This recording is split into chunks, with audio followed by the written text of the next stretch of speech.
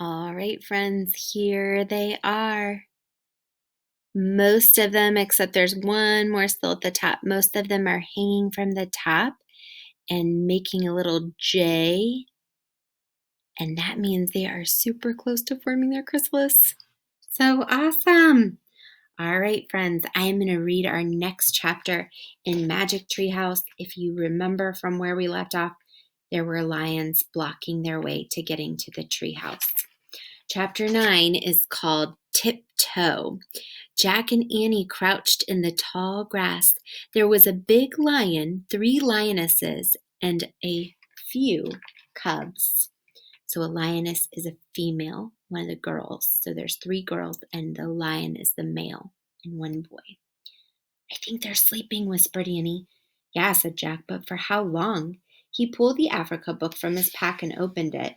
He found a picture of lions sleeping under a tree. He read, After a pride of lions has eaten, they rest for a few hours. What did they have for lunch? Asked Annie.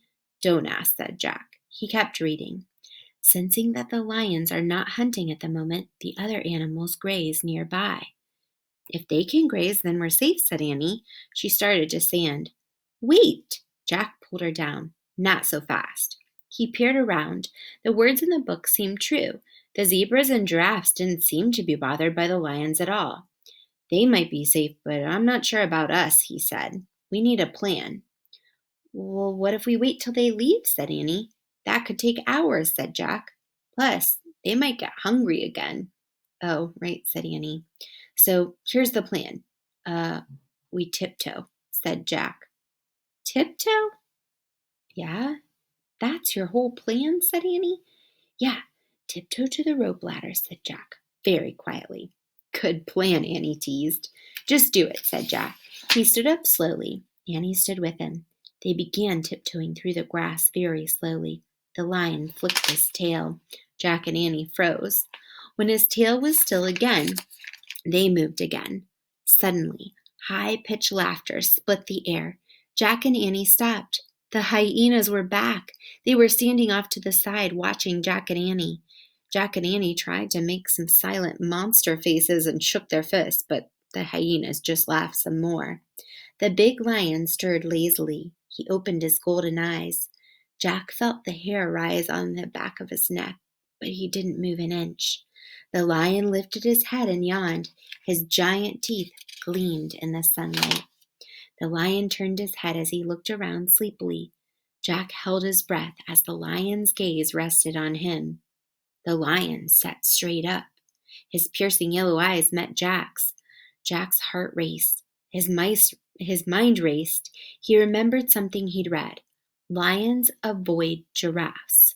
Jack looked around. There was a giraffe walking toward the tree that the magic treehouse was in. Suddenly, he had a new plan. Get under that giraffe, he whispered. Now you're the one who's nuts, Annie whispered back. But Jack grabbed her hand and pulled her over to the giraffe and underneath it. The giraffe's legs were so long Jack and Annie could stand up under it. Jack's head barely brushed the giraffe's golden belly. The tall creature froze for a few seconds. Then she began moving slowly toward the tree. Jack and Annie walked in the same rhythm as the giraffe.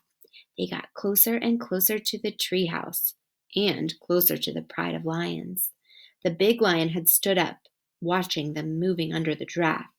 When the rope ladder was just a few feet away, Jack and Annie dashed out from the giraffe to grab the rope ladder. Annie scrambled up first. Jack followed right behind. As they climbed, the lion growled and leapt at the ladder. The hyenas laughed. Jack climbed faster than he'd ever climbed. He leapt after Annie into the treehouse. Oh my goodness, that was scary.